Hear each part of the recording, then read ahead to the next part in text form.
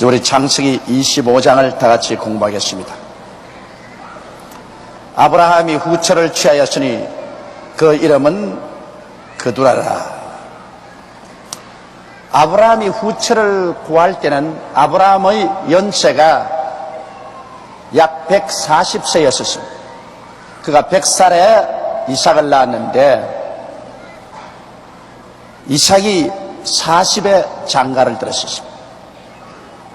그래서 이삭이 장가 들고 난 다음에 아브라함은 또다시 장가를 들었는데 아무리 빨라도 아브라함의 나이가 140세가 넘었었습니다. 그래서 후처를 구했었습니다. 그러므로 합계 아브라함의 처는 세 사람이었습니다.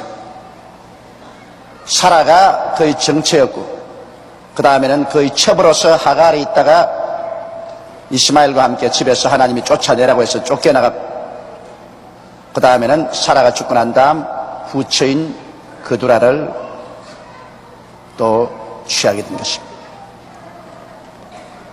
근데 여기 보면 아브라함이 나이가 140세가 되었으면 혼자 살면 좋겠다 그렇게 생각을 했는데 아마 아들 며느리 따로 살게 하고 나이가 많고 혼자 거동하기가 어렵고 하니까 또 결혼한 것입니다. 그런데 실제로 아브라함이 세상을 뜰 때 향년이 175세니까 140세면 아직까지도 37년을 더 살 수 있는 것이니까 뭐 쟁쟁합니다. 여러분, 오늘날 우리가 부모님을 모시는데 대개 보면 제 아버님이 나이가 많이 드셨는데 어머니가 세상을 떼면은 이제 노인이니까 막 혼자 깨끗하게 살아라 그렇게 생각하는데 실제 노인이 된 아버지는 그렇지가 않아요. 제가 최근에 한국에서 굉장히 유명한 분입니다. 그분 이름을 말하면 여러분 중에 모르는 사람이 없습니다. 그 어른을 모처에서 제가 만났습니다. 올해 나이가 90이 넘었습니다. 그런데 저하고 만나서 이야기하는 중에 대짜고짜라 저를 보고 하는 말이 조 목사 나 장가 보내줘 그럽니다. 근데 예? 그 어른 사모님이 근 10년 전에 세상을 떠났어요. 그래서 아니 90이 넘은 어른께서도 장가하고 싶습니까? 그러니까 하는 말이 뭐 나는 남자 아닌가? 나는 밤에 잠은 안 오고 방에 혼자 앉아가지고서 너무 외로워서 운다. 근데 우리 아들하고 며느리는 나 늙었다고 해서 날 장가를 안 보내주는데 조 목사 같은 사람이 말을 좀 해줘가지고서 날 좀 장가보게 해줘야지. 이렇게 무심할 수가 있나? 난 제일 처음 농담인 줄 알고 진담입니까? 내가 왜 농담을 해? 진담을 하지. 그래요? 그러면 알았습니다. 내가 아드님을 만나겠습니다. 그 부모에게 효도한다고 밥만 먹이면 효도하는 것이 아니고 이렇게 밤에 외로워서 혼자 앉아 우시는 어른을 장가를 보내드려야지. 그럴 수가 있냐. 근데 아드님 만나겠다. 그러니까 그 다음날 내게 연락이 왔어요. 그 왜 연락을 했습니까? 그러니까 내가 집에 가서 곰곰이 생각해 보니까 아마 조 목사가 우리 아들을 만나서 우리 아버지 장가 보내라고 하면 틀림없이 누가 그러더냐 할 것이고 조 목사는 당신 아버지가 부탁을 하더라 하면은 우리 아들이 와서 두 말 하지 않고 날 보고 노망했다 그럴 거라. 승한 사람으로 안 보고 노망했다 그럴 거다. 자기들은 나이가 젊으니까 늙은 사람을 이해를 하지를 못한다. 그 틀림없이 90이 넘은 영감이 장가들겠다고 하니까 이 노망을 했다고 해가 내가 창피를 당할 것이니까 그만 말 안 해주는 것이 좋겠다. 노망했다는 소리 듣는 것보다는 끝까지 아들에게 존경을 받고 있다가 천당을 가는 것이 좋겠다. 그러므로 말 안 해줘도 좋다. 그런 말을 해요. 내가 그 말을 듣고 느낀 점이 대단히 많습니다. 이 노인들이 혼자가 되면 굉장히 외롭단 말입니다. 누가 잠자리 피워주는 것도 만만치가 않고, 옷 입고 옷 벗는 것도 만만치가 않고, 여러 가지 힘든 일이 많습니다. 그러므로 여러분은 할 수만 있거든 여러분의 아버님이 나이가 많으시거들랑 어머님이 세상을 떠시거들랑 곧장 장가를 보내드리십시오. 그런데 내가 가만히 우리 성도들을 보니까요, 아들을 많이 둔 아버지는 노인이 되니까 아들들이 대개 합쳐서 쉽게 장가를 보내는데요, 딸들이 많은 집안에는 절대로 허락 안 합니다. 내가 중매도 여러 번 써봤는데 그런 곳에 막 딸들은 영감 미쳤다 미쳤어. 우리 어머니 한 분만 있었으면 데리고 살았으면 됐지, 이제 영감이 뭐 깨끗하게 혼자서 살다가 죽으면 됐지, 물 장가는 무슨 장가. 이게 뭐 딸들은 이건 절대로 허락을 안 해요. 그래서 딸이 많은 사람은 아예 포기를 하십시오. 그러나 아들이 많은 사람은 아들들하고는 솔직한 말로 이혼을 해도 아들들은 허물이 안 됩니다. 아들들은 잘 들어줄 것입니다. 나는 내가 가만히 나를 생각해 봐도 우리 어머님이 먼저 천당 가시고 난 다음에 우리 아버님을 장가를 보내는 것은 별로 거부 반응이 없어요. 그런데 우리 아버님이 먼저 천당 가시고 난 다음에 어머니 시집 가는 것은 내가 절대로 반대하겠어.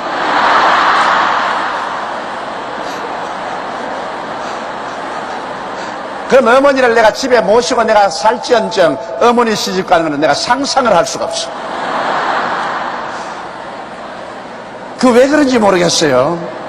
아버지 장가 보내는 것은 내가 할 수가 있는데 어머니 시집 보내는 것은 내가 허락을 할 수가 없다. 마음에 거부 감정이 생겨서 도저히 허락 안 된다. 그러므로 여러분들도 딸들을 많이 가지고 계신 분은 아버지가 시집 가기가 장가 가기가 힘들고, 아들을 많이 가지고 있는 분은 어머니가 시집 가기가 힘이 듭니다. 다 그렇게 되어 있는 것입니다. 근데 아브라함은 140세 또다시 장가를 가서 후처를 둬서 애를 많이 낳았습니다. 그가 시므란과 욕산과 머단과 미디안과 이스박과 수아를 낳았고, 많이도 낳았지요. 시므란과 욕산과 머단과 미디안과 이스박과 수아를 낳았으니 아들만 6을 낳았습니다. 140세 장가 들어가지고 있습니다. 그래서 욕산은 스바와 드단을 낳았으며 드단의 자손은 아수르 족속과 르두시 족속과 르음미 족속이며 미디안의 아들은 에바와 에벨과 하녹과 아비다와 엘다니 다 그두라의 자손이었더라. 아브라함이 이삭에게 자기 모든 소유를 주었고, 여기 보면 아브라함의 자손들이 상당히 많습니다. 아브라함은 이스마엘을 통해서 12방백이 태어났습니다. 또 이삭을 통해서 12지파가 태어나고, 그 다음에는 또 그두라를 통해서 이렇게 6아들이 또 많은 자손을 낳죠. 그래서 나중에 중동 일대에서 솔직한 말로 아브라함의 자손들이 서로 물고 서로 찢고 죽이고 굉장한 살상이 일어났습니다. 이러므로 결국에는 중동에서 아브라함의 자손들 간에 끊임없는 살상이 일어났습니다. 그런데 아브라함의 혈통에서 나왔다고 해서 여러분 모두 다 아브라함의 자손은 아니었습니다.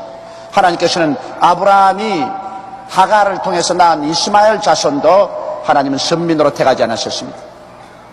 또 하나님께서 그두라를 통해서 6아들을 낳고 그 많은 자손이었지만 그도 하나님이 택하지 않으셨습니다. 하나님이 택한 사람은 오직 이삭을 통해서 낳은 자만 하나님이 택한 백성으로 삼아서 유대민족으로 삼았습니다. 그러므로 보십시오. 아브라함을 하나님이 택했지만은 아브라함의 자손이라고 해서 모두 다 선민은 아닌 것입니다. 이처럼 여러분 교회에 나온다고 해서 다 구원받는 것은 아닙니다. 종교를 가졌다고 해서 다 구원받는 건 아니에요. 불교를 아무리 잘 믿어도, 유교를 아무리 잘 믿어도, 마호메토 교를 아무리 잘 믿어도, 유대교를 아무리 잘 믿어도, 그리고 교회 아무리 열심히 나와도 그 때문에 구원받는 것은 아닙니다. 종교 때문에 구원받는 것은 아닙니다. 구원은 하나님의 택함을 받아야 되는데 누가 택함을 받느냐? 예수 믿는 사람만이 택함을 받게 되는 것입니다. 예수 믿는 사람 이외에는 아무리 종교를 가지고 있어도 아무리 성실하게 인생을 살아도 하나님과는 상관이 없습니다. 오직 그리스도 예수 안에서만 택함을 받고 하나님의 자손이 된 것입니다. 아브라함의 자손이 그렇게 많아도 이삭으로서 난 자만이 하나님의 택한 것처럼 오늘 우리의 이삭은 바로 예수 그리스도인 것입니다. 우리 주 예수 그리스도를 통해서 태어난 사람만이 하나님의 택함을 받고 영생을 얻고 하늘나라를 상속으로 받을 수가 있습니다. 이렇기 때문에 우리가 폐에 일어나고 어떤 일이 있어도 우리 위해서 십자가에 죽었다가 장사한 지 사흘 만에 부활해서 성천한 예수 그리스도를 놓쳐서는 안 됩니다. 예수를 놓치면 생명을 놓쳐버리고 맙니다. 예수를 놓치면 삶의 의미와 가치를 놓쳐버리고 마는 것입니다. 예수를 놓치면 모든 것 다 놓쳐버리고 마는 것입니다. 세상에 어떤 부귀영화 공명을 다 준다고 하더라도 우리 주 예수 그리스도와 놓치지 마십시오. 예수 그리스도와 떨어지면 생명을 잃어버리고 마는 것입니다. 아브라함은 그 많은 자손들 가운데 오직 이삭만 그의 혈통을 잇는 자손이 된 것입니다. 바울 선생은 말하기를 내가 예수 그리스도를 아는 지식이 너무나 크므로 이 세상 모든 것을 분토와 같이 버렸다고 말한 것입니다. 예수님 알기 위해서는 다른 것 모든 것 분토와 같이 버렸다고 말하는 것입니다. 그런데 아브라함이 이제 자손들에게 상속을 줄 때 아브라함이 이삭에게 자기의 모든 소유를 주었습니다. 하나님이 자기에게 기적으로 준 아들 이삭에게 모든 소유를 다 주었고 자기 서자들에게도 재물을 주어 자기 생전에 그들로 자기 아들 이삭을 떠나 동방 곧 동국으로 가게 하였더라. 아예 이삭하고 같이 있으면 여러 가지 문제를 일으켜서 괴롭힐까 싶어서 아브라함은 다른 서자들은 얼마간 재산 주어서 자기 생전에 동방으로 즉 동국으로 다 흩어져 가도록 그렇게 떠나보냈던 것입니다. 그러므로 아브라함은 벌써 하나님께서 너희 혈통은 이삭을 통해서 이루어진다는 것을 증명했기 때문에 어쩐지 이삭을 통해서 자기의 혈통이 이어지기를 바랐던 것입니다. 아브라함의 향년이 175세라 그가 수가 높고 나이 많아 기운이 지나여 죽어 자기 열조에게로 돌아가며 여러분 우리가 이 세상에 살다가 죽는 것은 병이 들어가지고서 온갖 고통을 다 당하다가 죽는 것은 하나님의 뜻이 아닙니다. 이 아브라함처럼 수가 높고 나이가 많아 기운이 지나여 그대로 숯불 꺼지듯이 싹 꺼져버린 것입니다. 사람이 죽을 때 그렇게 죽어야 돼요. 하나님의 도우심으로 말미암아 무서운 암이나 그렇지 않으면 심장병이나 당뇨병이나 이런 성인병 말고 그냥 건강하게 살다가 싹 숯불 꺼지듯이 그냥 꺼져버립니다. 이렇게 죽는 것은 굉장히 축복받은 죽음입니다. 그렇지 못하고 아주 흉악한 병이 들어가지고서 심한 고통을 당하고 죽는 것은 굉장히 괴로운 것입니다. 그러므로 사람이 이 세상에 사는 복만 달라고 하지 말고 하나님이여 주님 오시기 전에 내가 죽을 것 같으면 편안하게 죽을 수 있는 복도 주시옵소서. 그 죽음의 복을 받는 것 굉장히 큰 복입니다. 그 아브라함이 죽음에 그 아들 이삭과 이스마엘이 그를 마모레 앞 해족속 소알의 아들 에브론의 밭에 있는 막벨라 굴에 장사했으니 근데 아브라함이 죽으니까 그래도 아브라함이 먼저 첩 하가를 통해서 낳은 아들 이스마엘이 아무로 첩을 통해서 낳았지만은 그러나 피는 물보다 진합니다. 아버지가 그 어머니인 하갈과 함께 물 한 푸대 짊어지고서 쫓아버렸는데도 불구하고 생각하면 마음에 원한이 사무치지 않겠습니까? 어떻게 우리 아버지가 우리 어머니하고 나를 물 한 가죽 부대 어깨에 짊어지워서 쫓아버릴 수 있느냐? 평생에 원한을 가질 만한데 그러나 피는 물보다 진합니다. 원한이 졌어도 세월이 흘러가면 그 원한은 사라집니다. 부모 자식 간의 원한이란 세월이 흘러가면 다 사라져버리고 맙니다. 부모 자식이 하는 남남끼리는 무서운 원한에 사무치지만은 부모 자식 간에는 여간 원한이 들었다가도 그 원한이 세월이 흘러가면 사라집니다. 그래서 아브라함이 세상을 떴을 때 이스마엘이 와서 이삭과 함께 아버지를 장사 지냈었습니다. 사라가 묻힌 막벨라 굴에 가서 장사를 지냈었습니다. 내가 가만히 보니까 부부간에 이혼을 했는데도 자식이 없이 이혼을 한 사람은 그건 뭐 제기불능이요.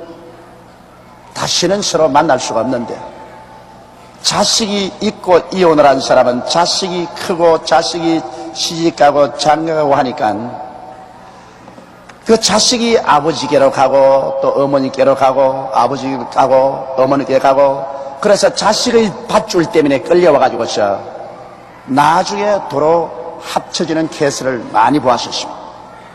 그 자식이 있다는 것은 굉장히 강한 인연의 줄입니다. 자식은 아무리 부부간에 남이 되어도 아버지는 내 아버지고 어머니는 내 어머니입니다. 그러니까 그 자식이 접착제가 되는 거예요.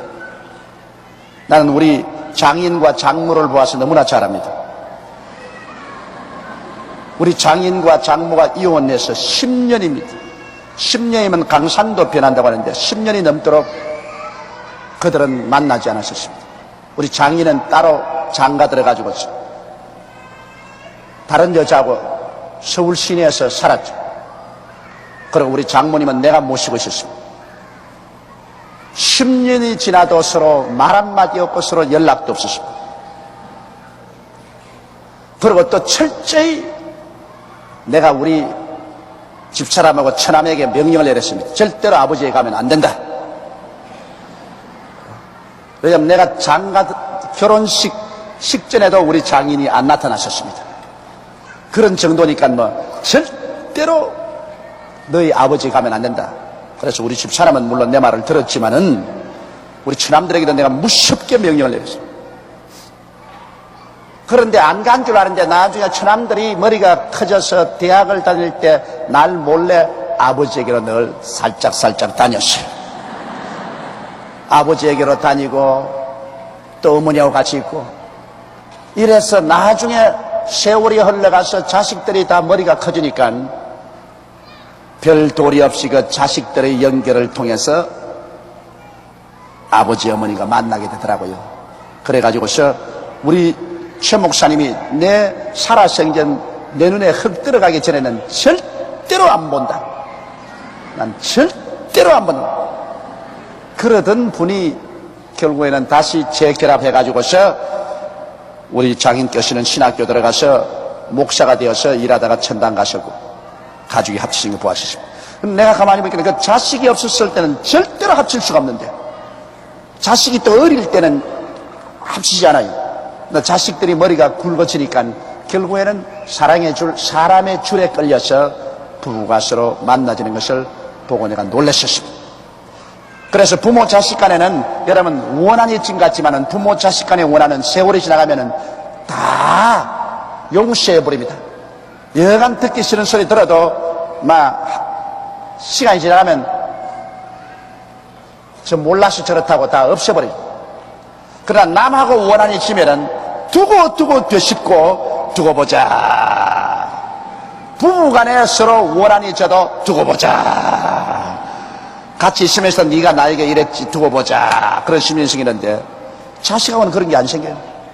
나도 자식 길러보라서 알지 않습니까? 자식이 이제 장가 들어서 밖에 나가지만은 우리 애가 밖에 나가서 남들은 앞에서 내게 대한 불평을 말하는 것을 또 남이 와서 일러줘요. 조 목사님 아들이 와서 아버지에게 대해서 이런 불평을 심히 말하더라고. 그 들으면 내 속으로 이놈 자식 괘씸한 놈 있나. 어디 밖에 나가가지고서 아버지 흉을 보노. 이놈 한번 쥐어 박아볼까 싶은 생각이 납니다. 그래도 하루 이틀 자고 나면 막 밉지가 않아요. 밉지가 않아요. 아이고 막 자기 마음속에 좀 끓이끼니까 그렇게 말을 했겠지. 밉지가 않아요. 그러나 우리 형제가 가서 내게 욕을 했다. 내 친구가 다른 데 가서 욕을 했다면 아마 두고 생각을 할 것입니다. 두고 보자. 네가 어디 한번 보자. 나도 언제 너 한번 콧등을 때릴 날이 올 것이다. 이런 그러므로 부모와 자식 간의 그 관계라는 것은 굉장히 진합니다. 그거 잊지 말아야 됩니다. 굉장히 진해요. 그 쉽게 그렇게 부모 자식 간의 인연이란 끊어지지 않습니다. 나는 이 이스마엘과 아브라함을 보면 크게 느껴요. 이스마엘 같으면 얼마나 원한해졌습니다. 울며 울며 그 어머니와 함께 정처 없이 집에서 쫓겨나는데 그래도 아버지 죽을 때 초상치러 왔었습니다. 와가지고서 육으로 말하면 그 동생인 이삭과 함께 아버지의 장례식을 치른 것을 보게 될 때 피는 물보다 진하다. 부모 자식 간의 사랑은 세상 그 무엇보다도 강하구나 하는 것을 느낄 수가 있습니다. 이것은 아브라함이 해쪽 속에서 산 밭이라. 아브라함과 그 아내 사라가 거기 장사되니라. 아브라함이 죽은 후에 하나님이 그 아들 이삭에게 복을 주셨고 이삭은 부엘라헤로아 근처에 가였더라. 여러분, 우리가 이 세상에 사는데 하나님의 복을 받아야 하는 일들이 다 잘 됩니다. 하나님께 저주를 바라면 하는 일이 다 꿰들어갑니다. 자꾸 꿰들어갑니다. 아무리 열심히 꿰들어가요. 그러나 하나님의 복을 바라면 하는 일마다 안 될 일들이 술술술 풀려갑니다. 여러분, 나와 같이 신명기 15장 다 같이 한번 찾아보십시오. 신명기 15장, 민수기 신명기 아닙니까? 신명기 15장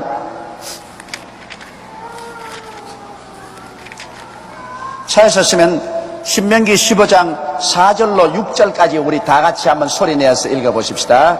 신명기 아직 말고 내가 하나 둘 셋 하면 하는 거예요. 신명기 15장 4절부터 하나 둘 셋.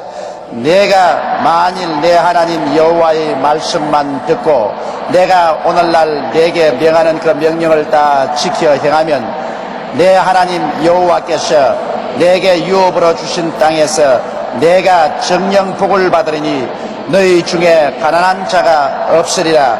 내 하나님 여호와께서 내게 허락하신 대로 내게 복을 주시리니 내가 여러 나라에 구워줄지라도 너는 꾸지 아니하겠고 내가 여러 나라를 치리할지라도 너는 치리함을 받지 아니하리라.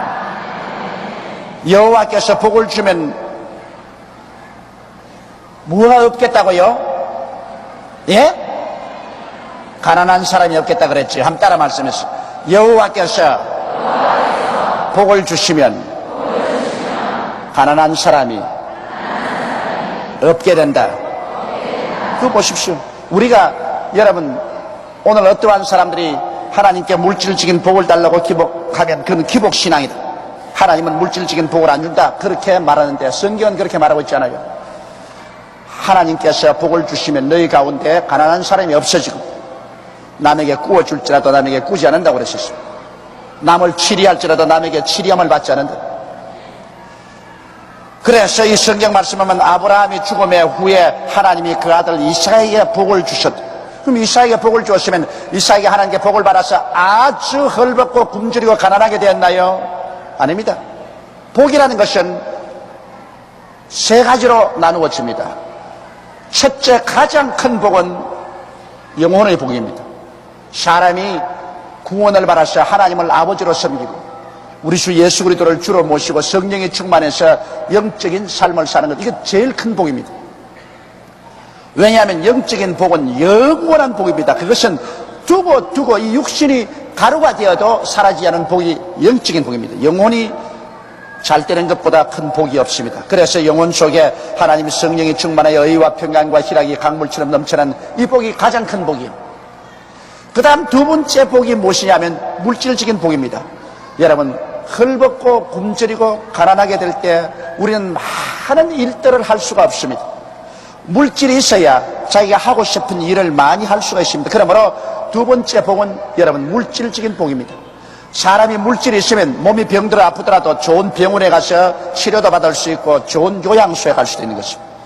그러므로 영적인 축복이 가장 큰 축복이고 그 다음 두 번째 축복이 물질적인 축복이고 그 다음 세 번째 축복이 건강의 축복인 것입니다. 세 번째, 우리가 먹고 마시고 건강해서 사는 것, 이거 큰 축복인 것입니다.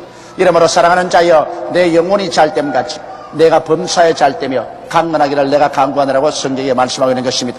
그런데 사람들이 대개 영혼의 축복을 버리고 자꾸만 세상의 물질만 따라가고 육신의 정욕, 안목의 정욕, 이 세상 자랑을 쫓아가기 때문에 하나님께서 영적인 축복을 주어서 영원히 살게 하고 영원히 복받게 하시려고 주님께서 손을 들어 치시는 것입니다.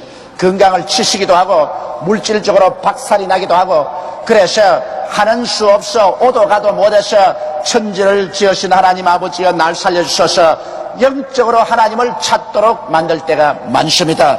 이러므로 사람들은 여러분, 그 나라와 그 일을 먼저 구하면 하나님이 모든 것을 돌보아 주시는 큰 은총을 베푸실 것인데, 대개 그 나라와 그 일을 구하지를 않습니다. 자기 육신의 정욕과 안목의 정욕과 이 세상 자랑으로 살고 인본주의로 살면서 교회에는 왔다 갔다 하니까 하나님께서 그를 영적인 사람으로 만들려고 육신을 치는 것입니다. 육신을 쳐야 영적인 사람이 되는 것입니다. 물질을 치고 육신을 치시는 것입니다. 그래서 상처를 입고 회개를 하고 부러지져야 비로소 신령한 사람이 되는 것입니다. 영적으로 신령한 사람이 되면 그에 따라서 하나님께서 환경적인 물질적인 축복도 주시고 또 건강의 복도 주시는 것입니다. 그러므로 우리는 하나님께 복받기를 간절히 사모해서 그 나라와 그 일을 먼저 구하고 하나님을 중심으로 섬기는 일을 꼭 해야 됩니다. 아브라함이 죽은 후에 하나님이 그 아들 이삭에게 복을 주셨고, 이삭은 브엘라헬의 근처에 거했더라. 사라의 여종 애굽인 하갈이 아브라함에게 낳은 아들 이스마엘의 후예는 이러하고, 그래서 하나님께서는 또 서자에게도 축복을 주었어요. 아브라함을 축복해 주었으니까 아브라함이 낳은 서자, 즉 하갈에게서 난 이스마엘 자손에게도 축복을 주어서 12방백이 태어나게 했는데 그 이름들이 여기에 기록되어 있는 것입니다. 사라의 여종 애굽인 후예는 이러하고, 이스마엘의 아들들의 이름은 그 이름과 그 세대로 이와 같으니, 이스마엘의 장자는 느바요시요, 그 다음은 게달과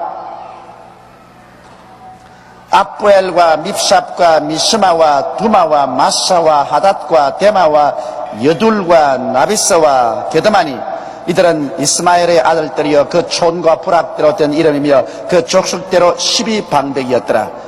12숫자는 하나님께서 택한 숫자입니다. 그러므로 하나님께서 아브라함의 첩인 하갈의 자손 이스마엘에게도 축복을 주실 때 12지파를 축복했습니다. 이삭의 후손으로서 야곱도 이스라엘 12지파를 낳은 것입니다. 12수는 하나님께서 축복해 주신 태간 숫자인 것입니다. 이스마엘은 향년이 137세 기운이 지나야 죽어 자기 열조에게로 돌아갔고, 그 자손들은 하윌라에서부터 아수르로 통하는 애굽 압술까지 이르러 그 모든 형제의 맞은편에 거하였더라. 19절, 아브라함의 아들 이삭의 후예는 이러하니라. 아브라함이 이삭을 낳았고, 이삭은 40세 리브가를 취하여 아내를 삼았으니, 리브가는 바단 아람 족속 중 브두엘의 딸이요 아람 족속 중 라반의 누이였더라. 여러분, 전에도 제가 말했지만은 이삭이 나이 40세가 되도록 결혼을 못한 것은 사라가 90에 낳은 아들이기 때문에 어찌나 아들을 사랑해가지고서 아들을 점령을 해버렸던지 절대로 다른 여자하고 이삭을 나누지 않겠다는 어머니의 그 옹고집스러운 사랑 때문에 이삭이 장가를 갈 수가 없었어요. 왜냐하면 절대로 어머니가 선을 안 보여주니까, 그리고 다른 여자 근처도 못 가게 하니까. 그러니까 이삭이 꿀이 수염이 나도록 40세가 되도록 장가를 못 갔는데, 어머니가 세상을 떠자 얼씨구나 좋다고 장가를 들은 것입니다. 그건 내가 두고 말하지만은, 여러분, 과부의 외아들만큼 불쌍한 사람이 없습니다. 그러므로 여러분, 내가 누구를 지적해서 말하진 않지만 여러분께서 과부가 되시거들랑 그 외아들 좀 불쌍히 여기십시오.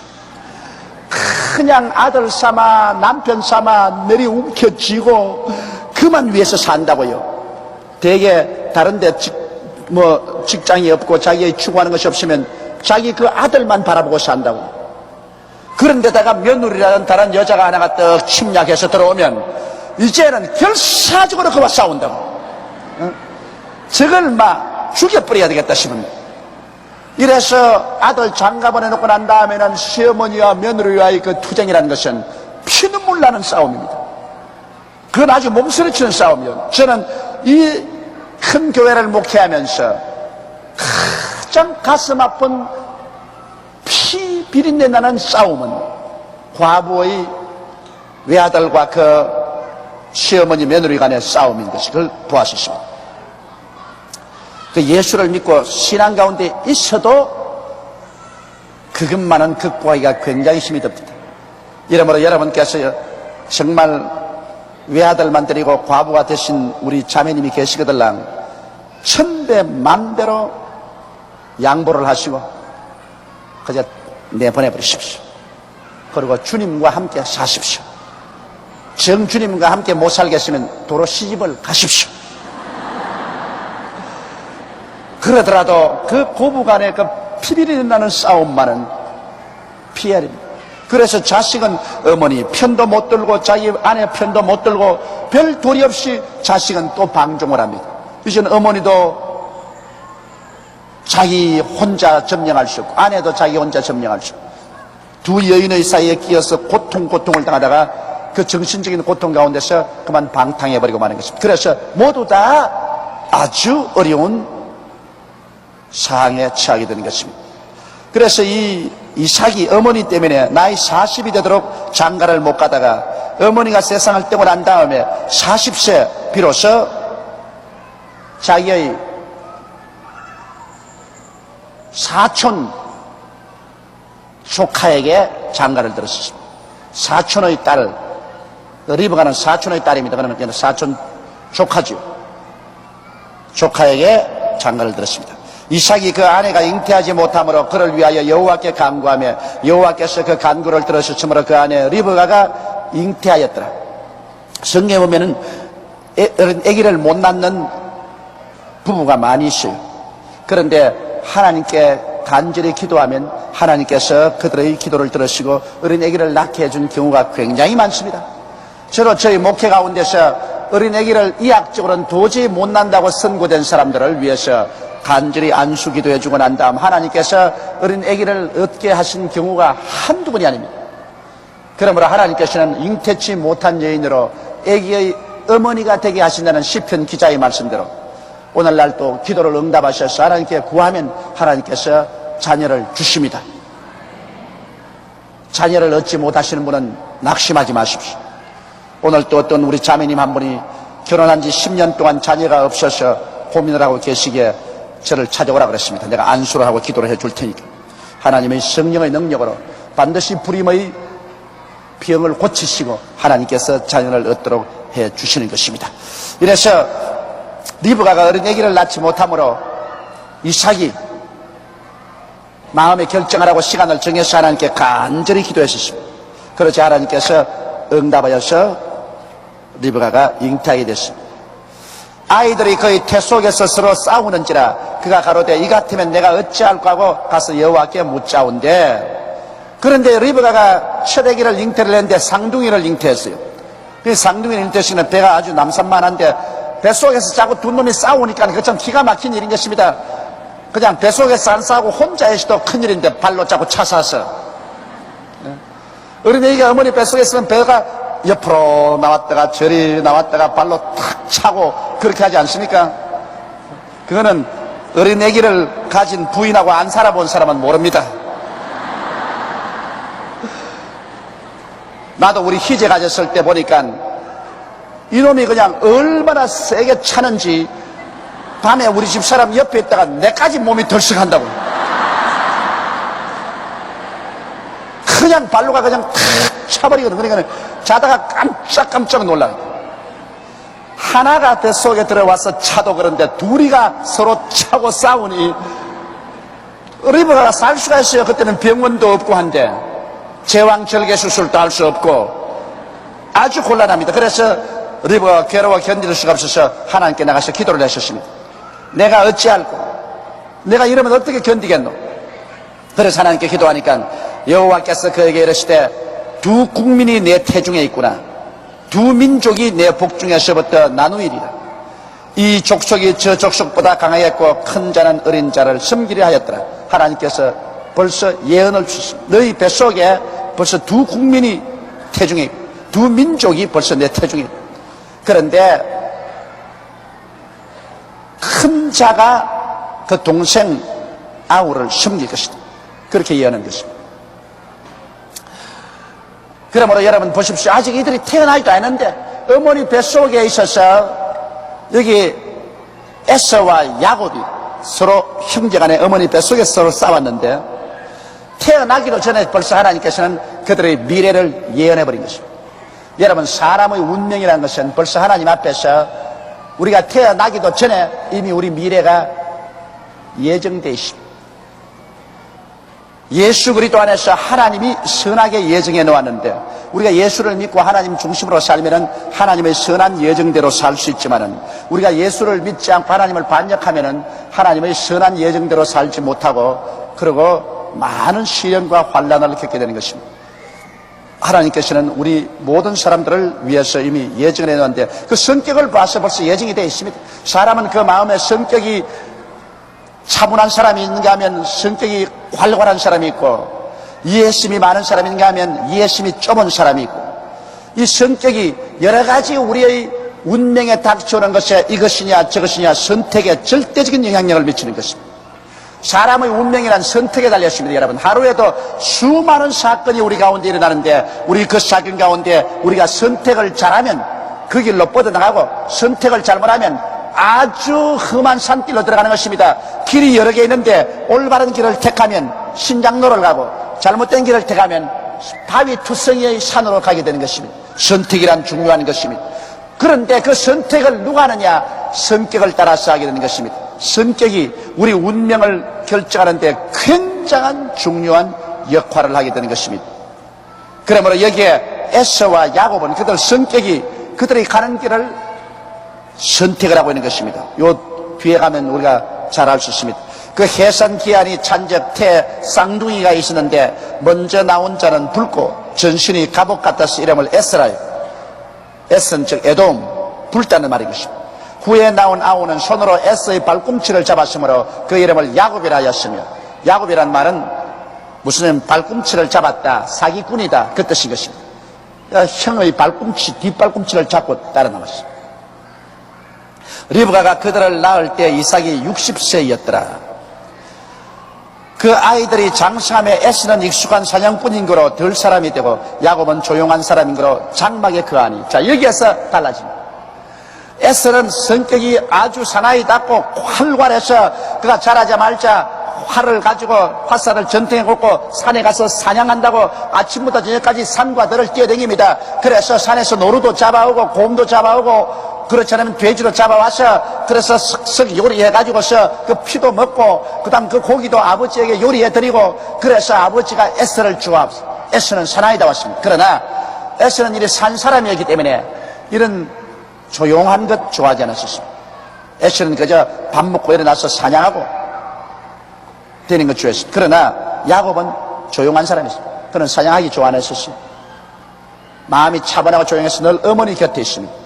그래서 어머니가 빨래하면 같이 빨래해주고 어머니가 밥하면 부엌에서 같이 불 떼어주고 어머니하고 같이 있었으니까 이 에서는 이야기를 많이 못 들었습니다. 그러나 야곱은 어머니 곁에 있어서 이야기를 많이 들었습니다. 무슨 이야기를 듣냐? 그의 할아버지 아브라함은 어떠한 분이시며 아브라함이 하나님의 소명을 받고 갈대아 우르 땅에서 나온 것으로부터 시작해서 그 다음에는 아브라함이 애굽으로 내려간 사건이라든지 그 다음 아브라함이 기적적으로 그 아버지 이삭을 낳은 이야기라든지 이삭이 모리아에 가서 제물로 드렸다는 것이라든지 그 하나님의 사역을 많이 들었었습니다. 그래서 야곱은 어머니의 입술을 통해서 이야기를 많이 듣는 중에 굉장히 중요한 것이 혈통이라는 것을 들었습니다. 아브라함, 이삭, 그 다음 야곱, 하나님은 혈통을 통해서 축복을 해주신다는 것을 들었었습니다. 그래서 가계와 혈통이 굉장히 중요하다, 이 사실을 야곱은 알았었습니다. 그리고 하나님께서 계시고 하나님의 축복을 바라는 이야기를 어머니에게 들어서 그래서 하나님에 대한 이야기도 그렇고 그리고 가계의 그 혈통 문제도 야곱은 자세히 들어서 굉장히 알았었습니다. 여러분, 오늘날 신앙의 혈통은 어머니를 통합니다. 그렇기 때문에 이스라엘 나라에도 아버지가 유대인이고 어머니가 이방인이면 그 자손은 유대민족으로 안 받아줍니다.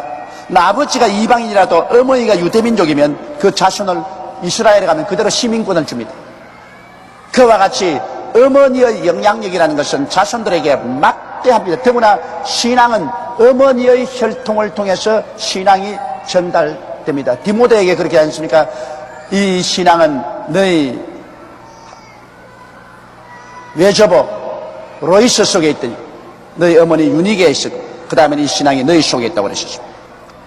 그래서 야곱은 그 성격이 참을했기 때문에 어머니를 통해서 하나님에 대한 이야기나 아브라함과 이삭에 대한 이야기나 이것을 많이 듣고 난 다음에 그는 어찌하든지 이 가정에서 자기가 장자의 명분을 얻어야 되겠다, 그걸 느꼈습니다. 왜냐하면 하나님의 축복은 장자를 통해서 흐르기 때문에 아브라함과 이삭과 그 다음에는 에스를 통해서 흐르겠는데 에스가 장자거든.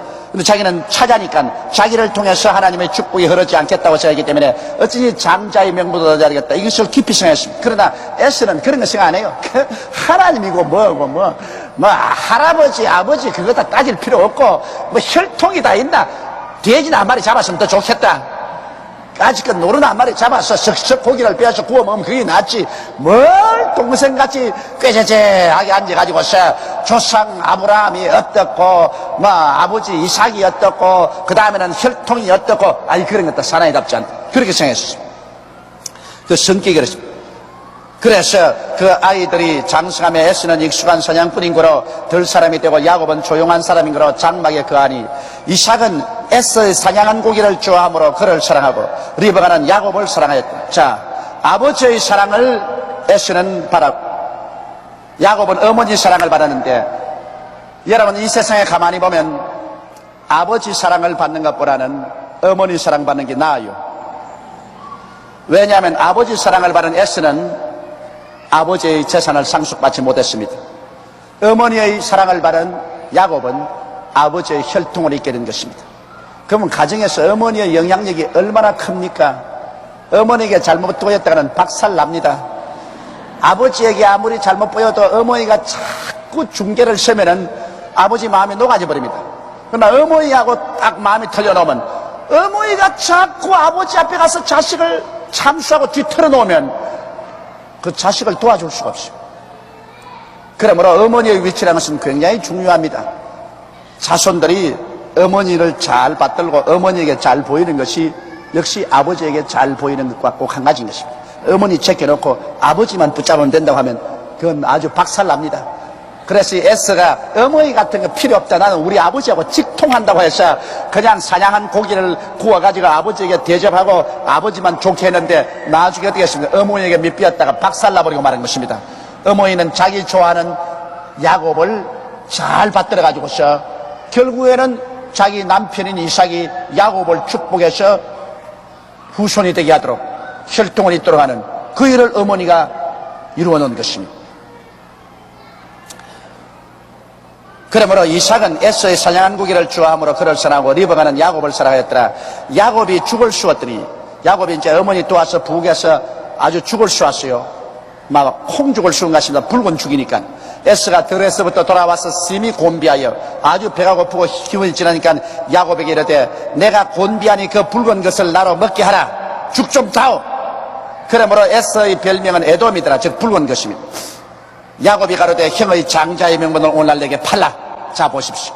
늘 마음속에 나가 장자가 못된 것을 원한으로 삼고 있다가 장자가 될 기회를 늘 노리고 있다가 형이 와서 아유 그 팥죽 좀 내게 달라 그러니까 야곱은 그 기회를 노려서 형이 장자의 명분을 내게 팔라. 내가 팥죽 하나 줄 테니까.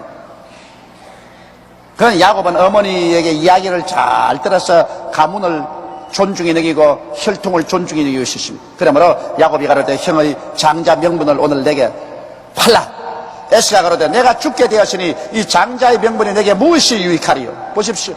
에스는 전혀 하나님에 대한 두려움이나 아버지와 할아버지의 혈통에 대한 관심이 없습니다. 내 뭐 배고파 죽겠는데 뭐 장자고 차자고 까짓것 그게 내 무슨 소용이 있느냐. 팥죽 한 그릇보다 못하다. 이것이 바로 에서는 육신의 사람이요 야곱은 신앙의 사람인 것을 분별하고 있는 것입니다. 여기에서 에서의 성격과 야곱의 성격이 운명을 결정짓습니다.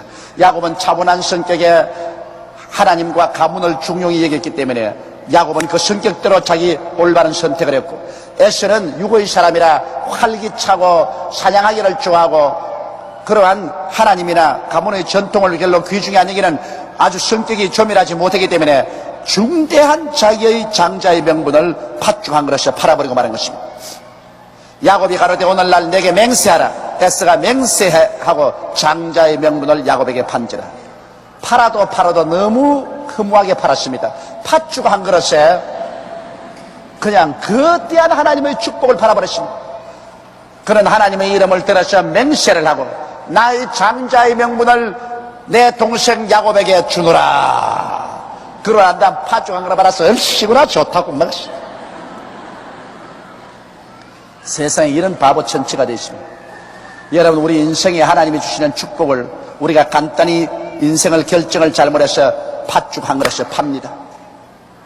돈 때문에 하나님이 주신 축복을 팔기도 하고, 지위 때문에, 세상의 지위 때문에 하나님이 주신 축복을 팔기도 하고, 자기 마음의 교만 때문에 하나님이 주신 축복을 팔아버리기도 하고, 일시적인 성급한 기분 때문에 하나님이 주신 중요한 축복을 팔아버리기도 하는 것입니다. 나는 30년의 목회 가운데 많은 주의 종들이 선택을 잘못함으로 그 일생을 파멸에 처하게 하는 것을 수없이 보았습니다. 나는 하나님께 감사한 것은, 제가 잘났는 게 아니라 내가 하나님께 감사한 것은 저는 선택을 잘했습니다. 정말 지금 30년 목회 속에 내가 선택을 잘못할 수 있는 길이 많았는데 선택을 잘했습니다. 제가 머리에 뚜렷이 들어가는 것은, 불광동에서 개척을 하고서 교인이 한참 모일 때 그때 돈 라이스 목사라는 분이 오셨습니다. 돈 라이스 목사라는 분이 오셔서 개척교회라는 그 어려운 가운데 천막 치고 가만히 깔고 거기에서 목회하는 저에게 와서 일주일 동안 집회를 해주고 난 다음에, 그때 한참 월남 전쟁이 일어나서 월남이 괴로울 때였었습니다. 날 보고 같이 월남에 가자 그랬었습니다. 월남에 가서 그 월남 전민들을 위해서 복음을 전도하고 선교사가 되라.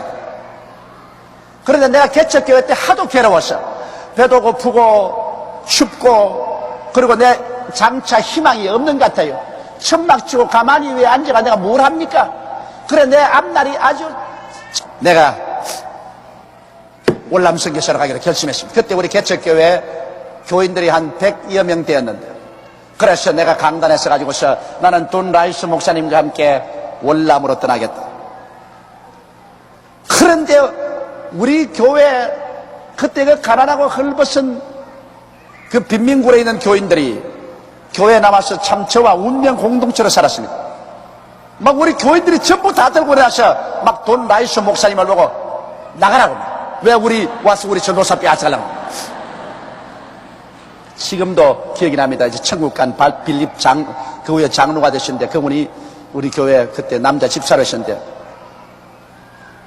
아예 그냥 와가지고서, 뭐 이놈의 호재이 목사, 뭐 이런 게 와가지고서 우리 전도사를 빼앗아가려고 하는 거 말이죠. 그러면서 대항하러 했습니다. 그런데 제가 그때 내가 월남으로 따라가겠다는 것은 월남에 사명이 있어 그런 것이 아니라, 너무 춥고 배고프고 환경이 어려우니까 피해보고자 싶은 마음이 생겼어요. 월남에 가면 좋은 수가 있을랑가 싶어가지고서 그래 월남을 가려고. 그런데 교인들이 막 땅을 치고 울고 기도를 하고 하는데 내가 가만히 기도를 해보니까 안 되겠어요. 월남 가는 것이 하나님 뜻이 아닌 것 같았습니다. 그래서 그때 월남을 안 가기로 작정을 했는데, 내가 지금 생각해보면 그때 월남 갔더라면 나 박살 났어요. 위기 일반입니다, 지금 돌아보면. 그런데 월남을 안 가고 불광동에 그대로 남아있어서 교인이 600여 명이 되도록 되었기 때문에 제가 시내문에 나왔습니다. 그 다음 또 한 번 제가 선택에 중대한 것은, 제가 불광동에서 교인 600여 명을 거느리고 목회를 한 내가 서대문에 나올 때, 서대문에 미국 하나님의 성회에서 존 허스턴 목사님을 보내가지고서 그곳에 땅을 사고 철골로 건물을 지었습니다. 그때면 내 힘으로는 서대문 땅 사고 철골로 건물 지을 힘이 전혀 없어. 내가 무슨 힘이 있습니까? 저 불광동 가만히 있기 위해 있는 사람이. 그런데 내 일생에 중대한 기회가 왔습니다. 왜냐하면 그 허시던 목사님이 나와 함께 목회를 하자. 그래서 서대문에 땅을 사고 교회 건물을 지어서 제가 불광동 교회를 사임을 하고 서대문으로 나왔는데, 서대문에 나오자마자 허시던 목사님이 나를 자기 개인의 통역으로 만들어버렸습니다. 나는 강단에서 설교하던 사람이 이제는 강도권도 잃어버리고 3년을 허시던 목사님이 나를 통역으로 쓰는 것입니다. 이건 뭐 주일날 나와서 늘 통역만 하고, 수요일날 또 통역만 하고, 금요일날 통역만 하고. 사람이 뭐 나중에 죽겠어요. 왜? 내가 직접 목회하던 사람이 목회를 저버리고 이제 통역만 하고 허시던 목사님 식인도 따라다니는데, 내가 나중에는 우리 집 사람 보고 그런 이야기를 했습니다. 내가 밖에 나가서 깡통을 차더라도 난 내대로 독립해 나가겠다. 내가 이게 뭐냐, 목회하던 사람이 미국 사람 통역이 돼가지고, 그것도 또 목사님이 설교를 잘하면 내가 신바람나게 통역을 했는데, 통역할 때마다 죽겠어. 왜냐면 나보다 더 못하니까. 내 생각으로는 나보다 훨씬 설교를 못한단 말이에요. 그러니 재미도 없고 은혜도 안 되는 설교를 통역을 하려고 하니까 설교 통역하다가 말고 막 확 쥐어박고 싶은 생각이 막 몇 번이나 나요. 세상에 여러분, 내 그런 감정 잊을 수가 없습니다. 통역하다 말고 중간에 그냥 확 쥐어박아버리고 그냥 막 성의적 탁 들어버리고 막 네 갈 대로 가라, 내 갈 대로 간다면 이래가고 싶은 생각이 뭐 이까지 올라옵니다. 그래서 그때 제가 못 견디겠어서 내 그만둬야 되겠다. 그만두고 도로 불광동으로 들어가더라도, 내가 도로 천막을 치고 가만히를 깔더라도, 깡통을 쳐더라도 내 스스로 목회해야 되겠다. 그러고 하나님께 엎드려서 내가 기도를 굉장히 괴로웠었습니다. 내가 너무 괴로워하니까 최하실 목사님도 우리 따로 나가자 그러고, 우리 집 사람도 따로 나가자 그랬어요. 굉장히 괴로웠어. 그런데 기도할 때 하나님 성령께서 내게 말씀하는 것이 뭐냐면, 야, 이 교만한 놈아, 네가 뭐 잘났다고 통역하는 게 그렇게 괴로우냐? 여기 와서 꿈쩍 말고 통역해라. 네 지금 나가봤자 네 빈손 들고 가진 건 뭐냐? 지금 가면 거지 대장이다. 그래도 여기 있으면 이 서대문 내거리에 이 땅에 이 건물을 세운 것, 이거 미국 사람 항상 한국에 살지 않는다. 미국 사람은 여기 있다가 떠나가면 그 다음은 네가 여기에 오랫동안 수고했기 때문에 이 교회가 너 차지가 된다. 이 발판 안 잡고는 너 앞날이 새카맣다. 이 발판 놓치면, 이 귀한 발판을 놓치면 너 앞날이 새카마니까 여기서 죽었다 하고 순종해라. 죽었다. 나는 죽었다. 그러고 난 다음에 쥐어 박히기든 쥐어 박히고, 그러면서도 열심히 하면 반드시 너 때가 온다. 그러나 기도할 때 성령이 그렇게 말해요. 그 정말 괴롭을 때다. 그러나 알았습니다. 내가 여기서 죽겠습니다. 그래서 그 다음부터 제가 즐거운 마음으로 통역했습니다. 내 마음에 결심하고 난 다음 나는 이제 죽었다. 이거 아무것도 빈손 든 놈이 무슨 큰 소리냐. 그래서 그냥 죽었다 하고서 열심히 제가 통역을 하고, 그 다음 허 목사님이 이제 휴가차 떠나든지 또 안식년 떠날 때는 내가 목회를 했습니다. 그래, 내가 허 목사님이 안식년을 가고 난 다음에 1년 동안 제가 혼자서 목회를 했는데, 그냥 교인이 막 늘어나가지고서 한 3,000명 되던 교인이 10,000여 명이 되었어요. 교회가 꽉 들어찼습니다. 그리고 교회가 은혜가 오니까, 그 다음에 교회 재직들이 들고 일어나고, 뭐 남성교회, 여성교회들 일어나서 허스턴 목사님이 미국에서 돌아오니까 이제 당신 선교사로 남아있어라. 우리는 이제 당신의 설교 안 듣겠다. 교인들이 들고 일어나니까 허스턴 목사님이 별 도리가 없어가지고서 그만 그 뒤로는 자기가 협동 선교사가 되고, 내가 그 교회 아랫목을 차지하게 됐어요. 목사가 됐습니다. 네. 그래서 그 서대문에서 제가 그때 선택을 잘못해서 나갔더라면 지금 별 수 없는 불출이 되고 말았을 것입니다. 그러나 그 거대한 배경이 내게 있었기 때문에, 서대문에서 발판을 잡아 우리 성도가 약 18,000명이나 되었기 때문에 그 다음 여의도로 나올 수 있는 발판이 잡힌 것입니다. 사람은 이 발판을 잡는다는 것 굉장히 중요합니다. 사람이 독불장군 절대로 없어요. 내가 그래서 내 평생에 내가 늘 신세를 진 사람을 더락하면 내가 두 사람을 듭니다. 내가 신세를 진 사람 우리 최하실 목사님하고 존 허스턴 목사님. 지금도 존 허슨 목사님 나오면 나는 굉장히 깍듯이 그분을 모십니다. 왜냐하면 그분에게 내가 신세를 졌기 때문에. 이 세상에 사람이 살면서 은혜를 모른다고 하는 사람보다 비열한 사람이 없습니다. 지가 아무리 나중에 높아지고 훌륭하게 되었다 할지라도 과거에 자기가 어려울 때 은혜를 베푸는 사람을 모른다고 하면 그건 아주 짐승보다 못합니다. 그건 절대로 성공 못해요. 나는 그래서 내 마음속에 내가 두고 은혜를 갚아야 될 분이 우리 최하실 목사님하고 존 허스턴 목사님, 그 두 분에게 내가 은혜를 입었어요. 은혜를 입었어요. 물론 우리 최하실 목사님이 은혜 갚는 것은 우리 마누라 잘 때가 받들어 주는 것이 그 은혜 갚는 것이라 그렇게 생각을 하고 있습니다. 있는데 우리 존 허스턴 목사님도 제가 시간만 있고 기회가 되면은 은혜를 갚고 잘해달라고 애를 많이 쓰고 있습니다. 그래서 사람이 일생에 여러 번 다가오는 여러 기회 중에 선택을 잘못하면은 그 선택 잘못함으로 말미암아 그 일생이 망쳐질 수가 있는 것입니다. 이러므로 예수 믿는 사람들은 하나님께서 우리에게 지혜를 주지 않습니까? 그러므로 기도하고 난 다음에 하나님 중심으로 생각해야지 인간 중심으로 생각하면 안 돼요. 여기에 여러분 에서가 당당하게 아브라함의 하나님, 이삭의 하나님, 에서의 하나님이 될 수가 있습니다. 에서는 뭐 혈통으로 장자니까 그렇게 되게 돼 있어요. 그러면 천당도 아브라함의 하나님, 이삭의 하나님, 에서의 하나님이 되어서 아브라함과 이삭과 에서가 천당에서 주님과 함께 식탁을 맞이할 것이라고 성경에 기록한 대로 될 것입니다. 그런데도 불구하고 에서는 선택을 잘못했습니다. 중대한 선택을 잘못했습니다.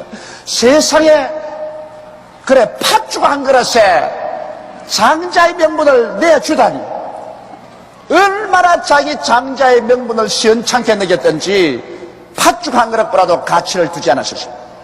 오늘 많은 사람들이 여러분 이 세상의 부귀영화 공명 때문에 예수 믿는 것을 헌신짝같이 버린 사람 많습니다.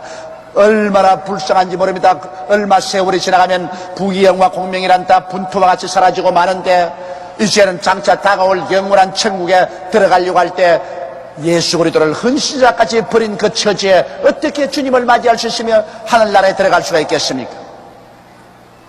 여러분 이 세상에 이것이냐 저것이냐 선택할 때 예수님이냐 돈이냐 예수님이냐 집이냐 예수님이냐 명예냐 예수님이냐 세상이냐 그 둘 중에 하나를 선택해야 될 위치에 있으면 단호하게 예수님을 선택하시기를 주의 이름으로 부탁합니다.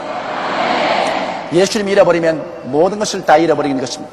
에서는 바로 하나님을 팥죽 한 그릇으로 바꿔버리고 말한 것입니다. 얼마나 잘못된 선택을 한지 모릅니다. 그 결과로 에서는 이방인이 되어버리고 구원도 받지 못하고 버림받고 말았습니다. 천당에 가면 에서 자리는 없어요. 그런 이방인이 되어버리고 말하는 것입니다. 하나님의 선민 속에 들어오지도 못하게 되고 말하는 것입니다. 얼마나 이 불쌍하고 가련합니까? 야곱이 가로되 오늘날 내게 맹세하라. 에서가 맹세하고 장자의 명분을 야곱에 판지라. 야곱이 떡과 팥죽을 에서에게 주매 에서가 먹으며 마시고 일어나 갔으니 에서가 장자의 명분을 경홀히 여김이었더라. 보십시오. 장자의 명분을 경홀히 여기고 떡과 팥죽으로 팔아버리고 에서는 떡과 팥죽으로 장자의 명분을 값주고 사가지고서 아브라함의 하나님, 이삭의 하나님, 야곱의 하나님이 되었고 이스라엘 12지파의 조상이 되었고 그리고 천국의 영광스러운 식탁에 하나님과 함께 앉게 된 것입니다. 이러므로 성격 차가 있지 않습니까? 보십시오. 차분한 야곱이 그 성격 때문에 어머니에게 들은 그 모든 신앙의 이야기를 듣고 그게 감동해서 믿음으로 실천했고 야곱은 어머니를 통해서 들려오는 그 신앙의 이야기를 등한히 하고 사냥하기만 좋아했다가 일생이 영원히 버림을 받고 말한 것입니다. 그러므로 우리는 오늘 이 세상에 살면서 하나님의 일을 여러분 등하지 하지 말아야 됩니다. 무슨 일이든지 하나님 섬기는 일이 나오거들랑 세상 일과 비중해서 아무리 세상 일이 중요하더라도 세상 일 제껴놓고 하나님 섬기는 일부터 먼저 해야 되는 것입니다. 주일 꼭 하나님 나와서 예배드리고 큰 중대한 일이 아닌 이상은 수요일 할 때 나와서 이 성경 공부하는 건 얼마나 좋습니까? 이런 것이 여러분의 생에 굉장한 양식이 되고 힘이 되어서 여러분이 이 땅을 살아나간 동안에 올바른 선택을 하고 갈 수 있는 자원이 되어 주시는 것입니다. 이러므로 마지막 때 여러분 잘 뛰어야 돼요. 마라톤을 한 사람 처음에 아무리 잘 뛰다가 나중에 못 뛰어버리면 안 됩니다. 처음에는 잘못 뛰더라도 나중에 잘 뛰어야 돼요. 우리 신앙 처음에는 미진하게 믿었어도 나중에 뜨겁게 믿어야 돼요. 나중에 끝에 가서 끝장을 꿀리고 잘 믿어야 주님 나라에 훌륭하게 들어가지. 과거에 잘 믿었으나 끝에 가서 신앙을 버리고 희미하게 되어버리면 그는 처참한 패배자가 되어버리고 마는 것입니다.